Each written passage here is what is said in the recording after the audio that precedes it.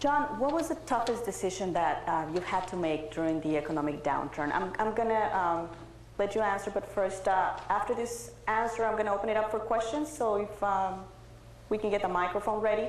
But go ahead, John. Well, I don't know if there's any, there were 2 or 3, but we had to cut our dividend, and we have long-term stockholders. That was a very painful decision. Buying Wachovia at the time seemed difficult. Today, it seems very obvious. Well, you asked for one, but just dealing with the new environment, helping customers, our past-due customers, our delinquent customers, our on-time paying customers are all valuable to us. Reorienting ourselves to be at service to people who are hurting during this very difficult time those are very interesting and challenging things. What do you think? Are we out of the woods yet? Is the worst over? Well, I come from a part of the world where there's a lot of woods. Yes, I mean, as the economy is clearly improving, but we're a Main Street bank.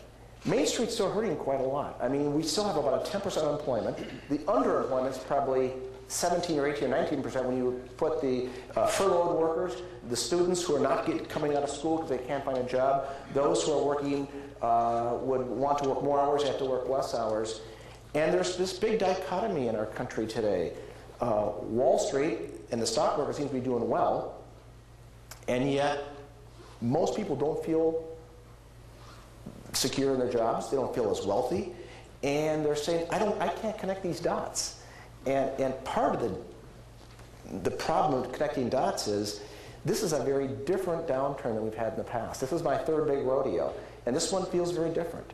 And I think coming out of this, I don't know what it's going to be called by historians, but I think it's going to change the DNA of the American consumer. Except for my wife, she won't stop shopping. But for anybody watching the news, it's going to change the DNA a bit, and we probably can't live like we used to. I empathize with your wife. Yes, but you know, the last 10 years, families outlived their means, cities outlived their means, the states outlived their means, our federal government outlives their means. You can't do that forever. I mean, right. So I think it's going to take a while. And part of the problem is we don't manufacture much stuff in this country anymore. Usually when you have a downturn, you fill it, you know, the private sector pulls in, the public sector, government puts money in, fiscal stimulus, monetary fiscal, money becomes cheap, companies decide to hire, build equipment, or build plant, buy equipment, produce stuff. What do we do today? We call China. I mean, it's a different kind of economy. So we have to think about how do we work through this. I mean, what are the problems, the opportunities that still look like problems? How do we make those the next great Golden Gate Bridge, which was built during the Great Depression? Where is our next bridge? It's out there. We just have to figure it out.